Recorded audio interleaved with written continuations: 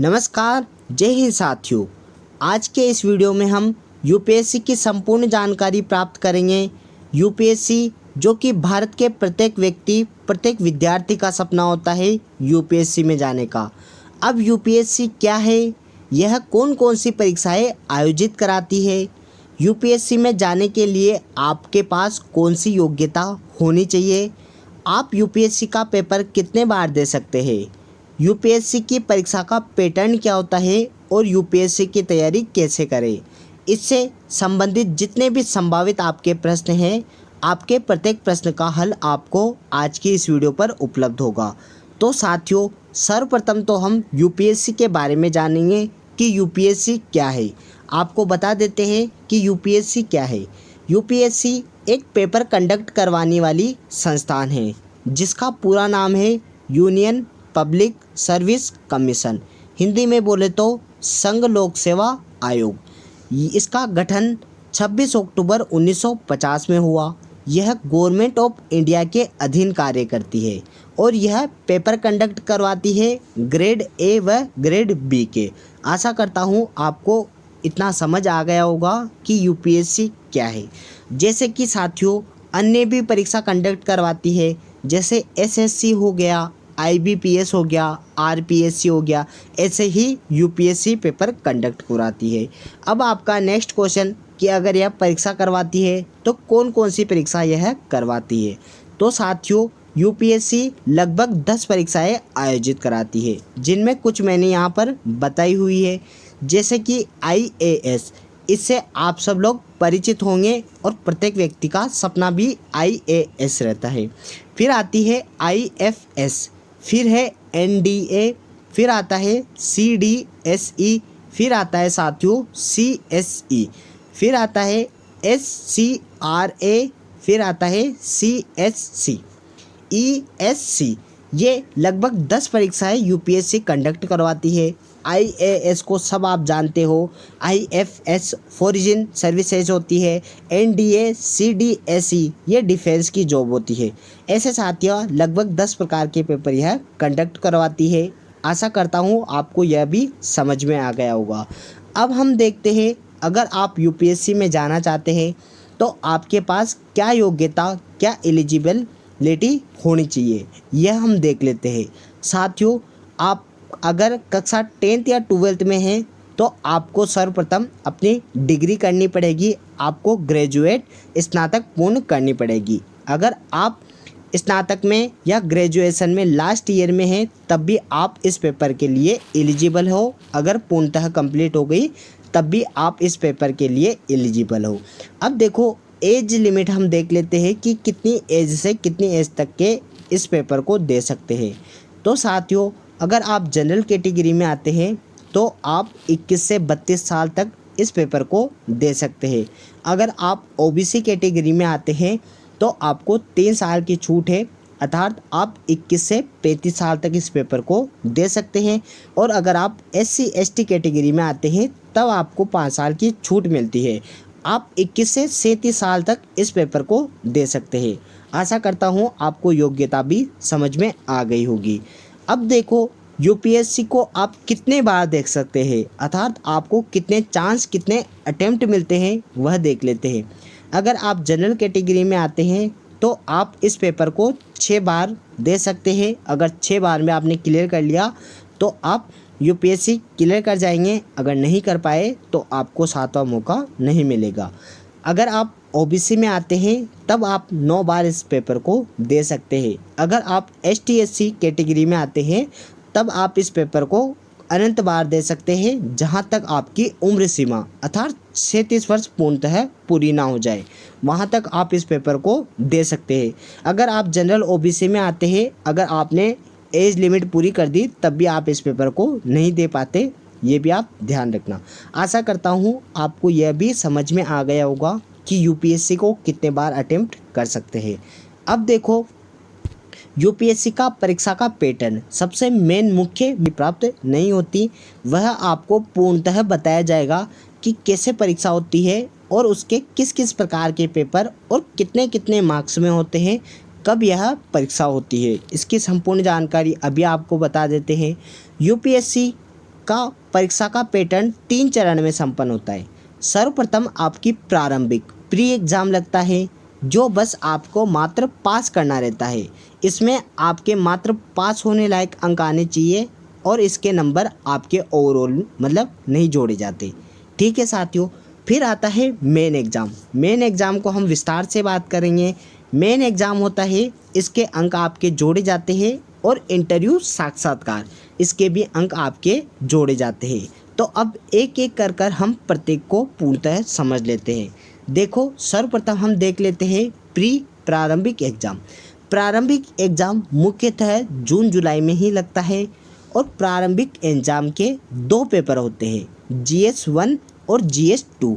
अब देखो, GS 2 को हम क्या कहते हैं, सी सेट करते हैं और GS 1 को GS 1। GS 1 का मतलब हो गया जनरल स्टडी, सामान्य अध्ययन, सामान्य ज्ञान आपका इन पेपर के अंदर आता है, जो कि इस पेपर के अंदर पूछा जाता है। प्रत्येक प्रश्न पत्र आपके 200 नंबर का होता है साथियों, और प्रत्येक प्रश्न पत्र में आपको 2 घंटे का समय मिलता है और यह पेपर मात्र आपको पास करना रहता है। इसके नंबर आपके मुख्यतः ओवरऑल नहीं जोड़े जाते, मात्र आपको 33% अंकों से अधिक इसमें लाकर आपको इसको पास करना होता है। आशा करता है आपको प्रारंभिक प्री एग्ज़ाम के बारे में पूर्णतः जानकारी प्राप्त हो गई होगी। 2 पेपर लगते हैं, बस आपको पास करने रहते हैं। 200-200 नंबर का पेपर होता है, एक पेपर का 2 घंटा टाइम मिलता है, बस पास करना होता है। अब देखो, मेन एग्ज़ाम जिसके जुड़ते हैं और यह हमारे काम का है। यह आपको एक बात और बता देते हैं, प्री एग्ज़ाम लगता है, उसकी तैयारी आपकी मेंस के अंदर भी हो जाती है, क्योंकि जो GS आप पढ़ते हो मेन एग्ज़ाम में भी आप वह GS पढ़ते हो, ये भी आप ध्यान रखना। अब देखो, यह पेपर कब होता है, तो नवंबर दिसंबर के मध्य यह पेपर होता है।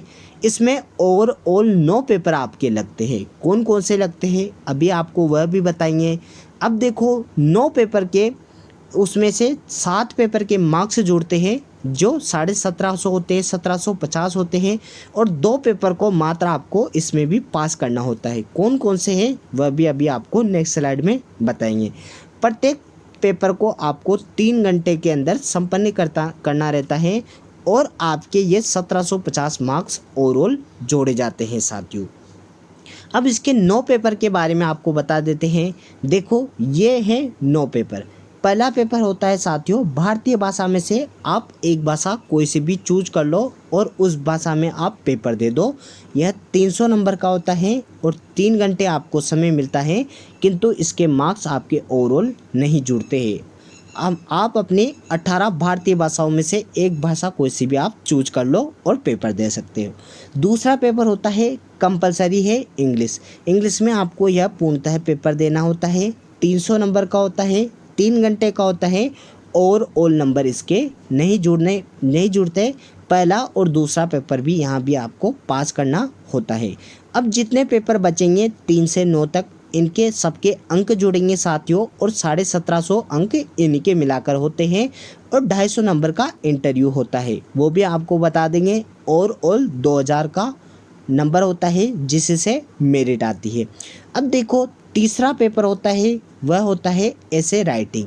आपको निबंध लेखन का रहता है सिस्टम और 250 नंबर का यह पेपर होता है और प्रत्येक पेपर में आपको 3 घंटे उपलब्ध होते हैं और इसके नंबर आपके मेरिट लिस्ट में जुड़ते हैं।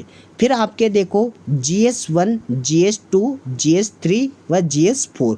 प्रत्येक प्रश्न पत्र 250 नंबर का, प्रत्येक प्रश्न पत्र को 3 घंटे अवेलेबल देते हैं आपको करने के लिए और इसके मार्क्स जुड़ते हैं और ये 9 के 9 ही पेपर 5 से 7 दिन के अंदर कंडक्ट हो जाते हैं। अब देखो साथियों, इसमें कौन कौन से सब्जेक्ट आते हैं, तो इनमें आप polity, art and culture, geography, history, ये जनरल स्टडी वाले जितने भी सब्जेक्ट हैं इनके अंतर्गत आते हैं।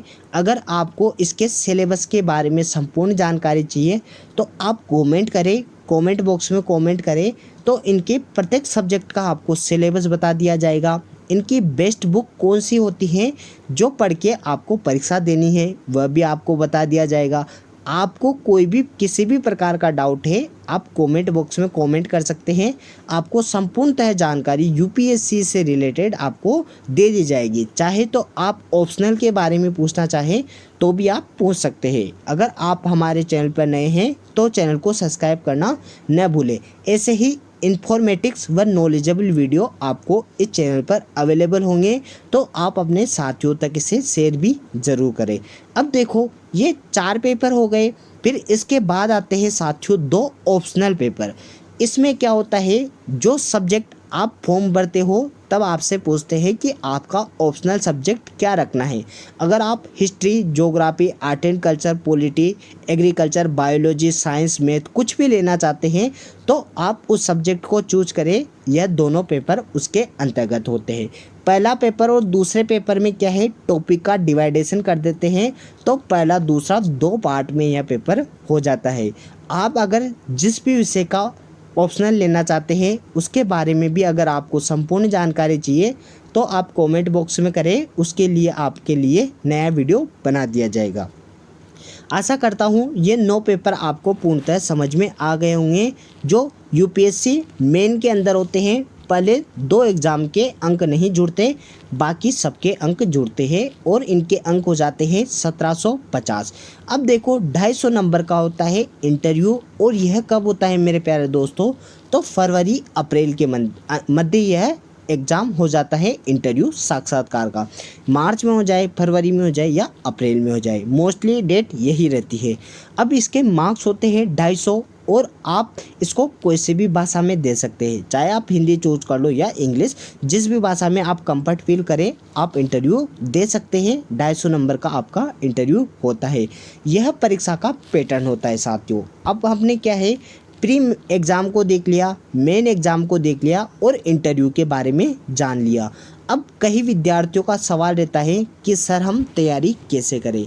तो साथियों मैं आपको बता देना चाहता हूँ, या तो आप किसी अच्छी बेस्ट कोचिंग से कोचिंग कर लो।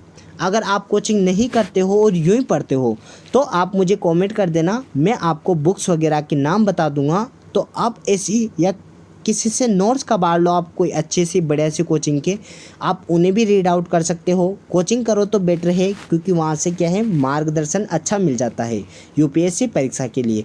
ना करो तो आपको नोट्स अवेलेबल हो जाने चाहिए, किसी दोस्त वगैरह कहीं से आप नोट्स अवेलेबल कर लो, उनसे पढ़ लो, या आप इंटरनेट का उपयोग करो। इससे आप डेली अपडेट रहो, आपका करंट अफेयर अच्छा होना चाहिए।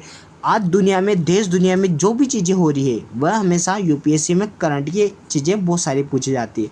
तो आप इंटरनेट का उपयोग करें और अपनी तैयारी को भी कंटिन्यू रख सकते हैं। आप डेली न्यूज़पेपर पढ़ें, अच्छा न्यूज़पेपर पढ़ें, द हिंदू वगैरह जो भी आप पढ़ना चाहें, इससे भी आप करंट में रहेंगे और आपकी तैयारी निरंतर पूर्णतः होती रहेगी। आप अच्छे नोट्स लाए, कुछ भी करें, आप इस तैयारी को पूर्णतः कंप्लीट करें।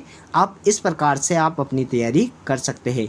देखो साथियों, यह यूपीएससी से संबंधित संपूर्ण जानकारी थी। आशा करता हूँ आपको यह जानकारी अच्छी लगी होगी, और आशा करता हूँ आप अगर हमारे चैनल पर नए हैं तो चैनल को सब्सक्राइब करना न भूलें। पास में रखे बेल आइकन को भी आप ज़रूर प्रेस करें। अगर वीडियो अच्छा लगा तो आप लाइक, शेयर, कमेंट ज़रूर करें। इसी के साथ साथियों आपके लिए कोई नया इन्फॉर्मेटिक्स व नॉलेजेबल वीडियो आपके सामने लाया जाएगा हमारे एचओ स्टडी ग्रुप में। आपका लक्ष्य हमारा उद्देश्य। इसी के साथ मैं अलविदा लेना चाहूँगा। जय हिंद, जय भारत साथियों।